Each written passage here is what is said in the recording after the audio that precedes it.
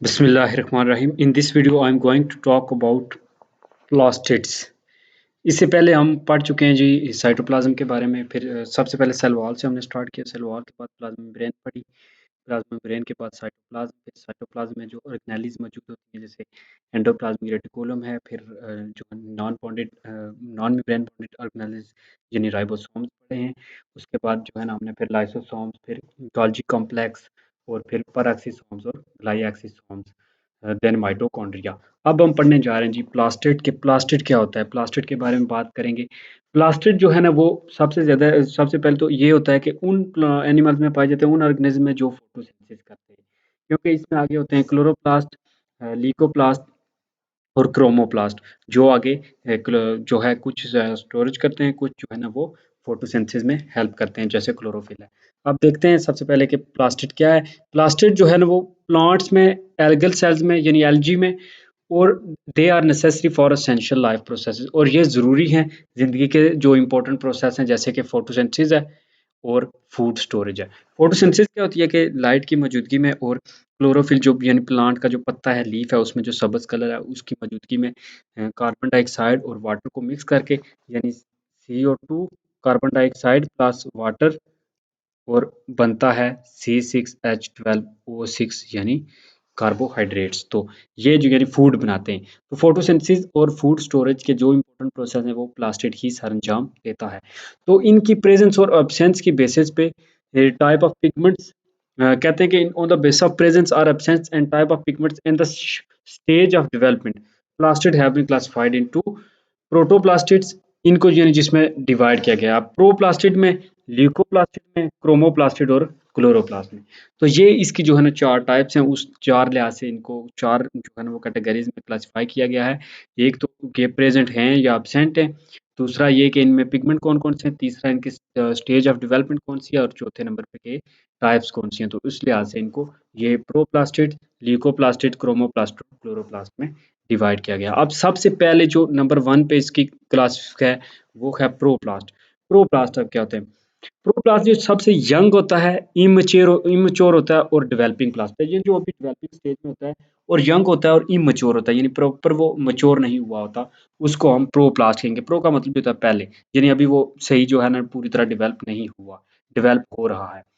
अब ये self replicating organelles है। ये भी इससे पहले हमने पढ़ा कि माइटोकॉन्ड्रिया भी सेल्फ रेप्लिकेटिंग ऑर्गेनेली है। क्यों सेल्फ रेप्लिकेटिंग है? क्योंकि इनके पास प्रोटीन्स भी है, डीएनए है अपना, और एंजाइम्स वगैरह हैं जो अपनी फोटोकॉपी या अपनी ट्वीन करने के लिए हेल्प करता है इन्हें, इसलिए ये सेल्फ रेप्लिकेटिंग है, अपनी खुद ब खुद जो है ना वो ये कॉपी बनाते हैं। डिवाइड होते हैं और रीडिवाइड इन मेरिस्मेटिक टिश्यू। जो मेरिस्मेटिक टिश्यू है, जो डिवाइड होने वाले टिश्यूज हैं, उनमें ये खुद ब खुद डिवाइड भी होते रहते हैं और देन अगेन जो है ना वो रीडिवाइड होते रहते हैं। तो इनके स्ट्रक्चर के लिहाज से अगर इनको depend on the structure, they found in intracellular factors and on exposure to light. एक तो ये इंट्रासेलुलर यानी सेल के अंदर वाले जो फैक्टर हैं उनमें पाए जाते हैं, और दूसरा ऑन एक्सपोजर टू लाइट, और जो लाइट को वो पार्ट ऑर्गन जो लाइट के लिए एक्सपोज होते हैं, जैसे लीफ है प्लांट का, उसमें ये पाए जाते हैं। दे मे डेवलप द इनटू लीकोप्लास्ट। अब लीकोप्लास्ट जो होते हैं वो कलरलेस प्लास्टिड होते हैं, जो रूट्स वगैरह में मोस्टली पाए जाते हैं, और जो क्लोरोप्लास्ट होते हैं वो ग्रीन प्लास्टिड होते हैं, जो लीफ में पाए जाते हैं। ठीक है। देन अब दूसरे नंबर पे ये थे प्रोप्लास्टिड। अब दूसरे नंबर पे हैं जी ल्यूकोप्लास्ट। ल्यूकोप्लास्ट जो है ना वो पैरेन्काइमा सेल्स है ऑफ रूट स्टेम और सीड में पाए जाते हैं, क्योंकि ये होते हैं कलरलेस, और इनका जो है ना वो क्लोरोफिल में फोटोसिंथेसिस में कोई फंक्शन नहीं होता, इसलिए ये जो है ना मोस्टली रूट वगैरह में या स्टेम और सीड वगैरह में और पैरेन्काइमा सेल में पाए जाते हैं, क्योंकि इनका काम होता है storage. They act as storage organelles. ये एक्ट करते हैं एज अ स्टोरेज ऑर्गेनेलिज, क्योंकि ये जो है कलरलेस हैं, फोटोसिंथेसिस में तो टेक पार्ट नहीं करते, ये पैरेन्काइमा में पाए जाते हैं, और पैरेन्काइमा का जो मोस्ट इंपॉर्टेंट काम होता है वो स्टोरेज की होता है। बेस्ड ऑन पॉइंट, अगर इनकी पॉइंट के हिसाब से देखा जाए तो इनको store they are further classified. तो इनकी स्टोरेज के लिहाज से देखा जाए तो अगर अमाइलोप्लास्ट है जो स्टोर करते हैं स्टार्च को, ठीक है, अमाइलेज यानी स्टार्च को जो स्टोर करते हैं उनको अमाइलोप्लास्ट कहते हैं। फिर जो है ना एलाइयोप्लास्ट है जो स्टोर करता है लिपिड्स को, एलाइयोप्लास्ट जो लिपिड को स्टोर करता है, ठीक है। उसके बाद प्रोटीनोप्लास्ट है जो प्रोटीन को स्टोर करता है, और नेक्स्ट है जी दूसरे नंबर पे वो लिको थे, अब है chromoplast. Chromoplast synthesize different colour pigment. Chromo का मतलब ही होता है कलर, और प्लास्ट जो है ना ये ऑर्गेनेल्स को कहते हैं। तो क्लोरोप्लास्ट जो होते हैं वो सिंथेसाइज करते हैं different colour pigments, different colour के pigments other than green, green के अलावा, क्योंकि जो ग्रीन है वो क्लोरोफिल प्रोड्यूस करता है, तो इसलिए जो ग्रीन को छोड़ के बाकी जितने भी कलर हैं वो सारे क्रोमोप्लास्ट जो है वो जनरेट करता है, वो सिंथेसाइज करता है। देयरफॉर, ताहम इस वजह से they are found in colour part of plant, इस वजह से ये कलर पार्ट ऑफ प्लांट में क्रोमोप्लास्ट पाए जाते हैं। जैसे फ्लावर की जो पेटल यानी पत्तियां वगैरह होंगी, जो फूल की फ्रूट्स होंगे, क्योंकि फ्रूट्स भी हमें येलो कलर के नजर आते हैं, रेड कलर के नजर आते हैं। इनका जो मेन फंक्शन होता है कि ये जो इंसेक्ट्स वगैरह हैं उनको अट्रैक्ट करते हैं ताकि वो हेल्प में पोलिनेशन हो, ताकि जो पोलन ग्रेन्स वगैरह है वो इंसेक्ट आके जब उस प्लांट पे सिटिंग करेंगे, वहाँ से वो जूस वगैरह भी सक करेंगे और साथ में उनके पोलन ग्रेन वगैरह भी अटैच हो जाएंगे, तो पोलिनेशन भी हो जाएगी। तो ये था दूसरा क्रोमोप्लास्ट। तीसरे नंबर पे है जी, नंबर 4 पे यानी है क्लोरोप्लास्ट, एक हमने पहले प्रोप्लास्ट भी पढ़ा है। तो क्लोरोप्लास्ट जो है ना ये ग्रीन पार्ट में पाया जाता है, क्योंकि ग्रीन कलर देता है प्लांट को। ये मोस्टली लीव्स में और एक्ट करता है as a site of photosynthesis, और यहाँ पे फोटोसिंथेसिस होती है। अब structure and function of chloroplast, अब जो मोस्ट इंपॉर्टेंट चीज है कि क्लोरोफिल का जो ना क्लोरोप्लास्ट का स्ट्रक्चर फंक्शन क्या है और ये कैसे जो है ना फोटोसिंथेसिस में हेल्प करता है। अब क्लोरोप्लास्ट एक डिस्कॉइड स्ट्रक्चर है विच कंसिस्ट ऑफ 3 पार्ट्स। अब ये 3 पार्ट पे मुश्तमिल होता है, यानी ये एक डिस्कॉइड जो है ना ये इसका जो है वो क्लोरोप्लास्ट का स्ट्रक्चर है। और ये जो है ना कंसिस्ट करता है 3 पार्ट्स पे। एक इन्वेलप होता है जो इसके अराउंड यानी जिसको लिफाफा आप कह सकते हैं इन्वेलप, फिर स्ट्रोमा है और थैलाकॉइड है। इसके अंदर जो है ना बाहर यानी ये जो है वो जो इन्वेलप है, अंदर इसके जो है ना एक ग्रीन पार्ट है जो स्ट्रोमा है, और अंदर जो है ना वो जो लगी हुई हैं बिल्कुल स्टैक बने हुए हैं, इनको हम ये कहेंगे, ठीक है, ये एक अलग पार्ट है। ईच क्लोरोप्लास्ट अब ये बॉन्डेड होता है एक स्मूथ डबल मेम्ब्रेन बॉन्डेड है, जिसको हमने इन्वेलप का नाम दिया है। कि बाहर से ये हर जो है ना क्लोरोप्लास्ट जो है वो बॉन्ड होता है एक स्मूथ डबल मेम्ब्रेन से, जिसको इन्वेलप कहेंगे। अदर मेम्ब्रेन जो है ना, जैसे mitochondria contain porins, therefore freely permeable to small molecule. ये भी जो है ना वो दूसरी मेम्ब्रेन की तरह जो है ना द आउटर मेम्ब्रेन लाइक, जैसे माइटोकॉन्ड्रिया की आउटर मेम्ब्रेन जो होती है वो परमिएबल होती है कि फ्रीली चीजें जो है ना उसमें से मूव कर सकती हैं। और इनर मेम्ब्रेन जो होती है वो सेमी परमिएबल होती है, जिनको कुछ को अलाउ करती है कि जाएंगी वो सेल के अंदर और कुछ को स्टॉप कर लेती है। एंड रिच इन प्रोटीन, और इसमें प्रोटीन्स भी बहुत ज़्यादा होती है। Between the outer and inner there is a inter membrane space, और दोनों मेम्ब्रेन के दरमियान में एक इंटर मेम्ब्रेन स्पेस होती है। जैसे हमने पढ़ा था कि ये जो थी वो आउटर थी, ठीक है, आउटर मेम्ब्रेन। देन जो है ना यहाँ पे उसमें माइटोकॉन्ड्रिया में कुछ इस तरह जो है ना सिस्टर नहीं थे, और ये जो खाली जगह थी ये इंटर मेम्ब्रेन स्पेस थी, और ये जो थी वो इनर मेम्ब्रेन थी। तो यही इसमें भी सीन है।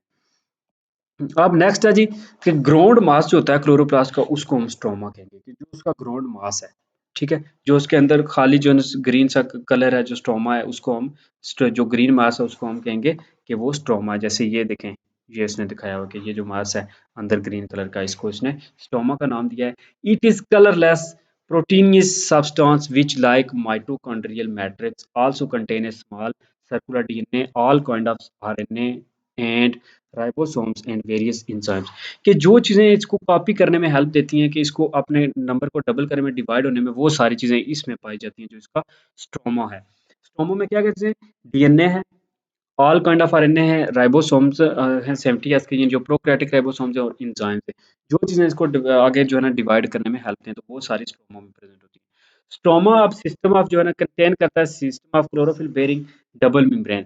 इसमें डबल मेम्ब्रेन होता है, फ्लैटेंड सैक लाइक स्ट्रक्चर जिनको थाइलाकॉइड्स कहते हैं, ठीक है। फ्लैटेंड जो है ना वो सैक लाइक, ठीक है, सैक लाइक एक थाली लाइक जो है ना वो स्ट्रक्चर्स होते हैं जिनको इसने थाइलाकॉइड का नाम दिया है। There are two types of thylakoids, अब थैलाकॉइड दो तरह के होते हैं।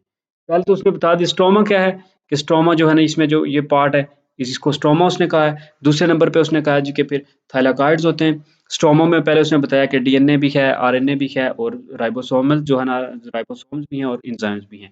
अब थैलाकॉइड की बात करें, अब थैलाकॉइड कह रहा है कि दो तरह के हैं, स्मॉलर थैलाकॉइड है और लार्जर थैलाकॉइड है। अब जो स्मॉलर थैलाकॉइड है वो डिस्क लाइक है, ठीक है, डिस्क लाइक सैक्स हैं जो एक दूसरे के ऊपर जो है ना वो पाइल्ड ओवर हुए में one another like stack of coin. जिस तरह एक जो होता है गड्ढा आप कह सकते हैं, या जो है ना गुच्छा, या आप कॉइन को एक दूसरे के ऊपर रख के जो है ना जो अरेंज करते हैं, बिल्कुल इस तरह जैसे ये है। तो इसको स्मॉलर उसने थैलाकॉइड का नाम दिया है, और ई stack of smaller thylakoid is called granum. और ये स्मॉलर थैलाकॉइड, ये देखें स्मॉलर थैलाकॉइड का है, और आर ये स्टैक जो है ना ये एक ग्रेना बना रहा है। तो ये ग्रेनम है, ठीक है? और प्लूरल इसका होगा grana. Each granum consists of 25 to 50 thylakoid and there are about 40 to 60 grana found in each chloroplast. तो 20 to 25 thylakoid होते हैं हर ग्रेनम में, यानी ये ग्रेनम है, इसमें 25 to 50 हैं और 40 to 60 ग्रेनम जो है ना, ये टोटल इस तरह के 40 to 60 मौजूद होंगे एक क्लोरोप्लास्ट में, एक जो है वो क्लोरोप्लास्ट में। Photosynthetic pigment are also found in the membrane of smaller thylakoid. अब फोटोसिंथेटिक पिगमेंट जो है ना, वो भी इन्हीं में मौजूद होगा जो स्मॉलर है। दूसरे नंबर पे आप स्मॉलर में ये आ गया, स्मॉलर कैसे होते हैं, उसमें फिर ग्रेना आ गया, ग्रेना फिर स्टैक लाइक जो है वो पाइल्ड ओवर हुए होते हैं, जो स्टैक बनते हैं कॉइन्स के। देन वो कहता है कि 25 टू 50 थाइलाकॉइड्स होते हैं और 40 टू 60 ग्रेना होते हैं एक क्लोरोप्लास्ट में। और फोटोसिंथेटिक पिगमेंट भी इन्हीं में पाए जाते हैं। अब जो लार्जर थैलाकॉइड्स होते हैं, वो ग्रेनों को आपस में कनेक्ट करते हैं और उनको कहा जाता है इंटर ग्रेना, कि ये दो ग्रेनों को आपस में जो है वो कनेक्ट करते हैं, इसलिए इनको इंटर ग्रेना कहा जाता है, कि ये दो ग्रेना के दरमियान में कनेक्शन करते हैं। These membrane are colourless so they do not have pigment. ये कलरलेस होते हैं, इसलिए इनको जो है वो, इनके पास कोई पिगमेंट नहीं होता। तो ये था इसके अंदर थैलाकॉइड थैलाकॉइड और ग्रेना में क्या डिफरेंस है, ठीक है? फिर जो है ना इंटर ग्रेना और ग्रेना में क्या डिफरेंस है, ठीक है? कि दो ग्रेना के दरमियान जो डिफरेंस होगा उसको इंटर ग्रेना कहेंगे, ठीक है? ऊपर फिर स्ट्रोमा हमने पढ़ा कि जो जिसमें डीएनए भी है, आरएनए भी है और वेरियस एंजाइम्स भी हैं।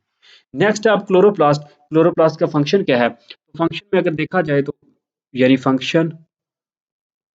फंक्शन में देखें तो ये वो साइट है जहाँ पे फोटोसिंथेसिस होती है प्लांट में।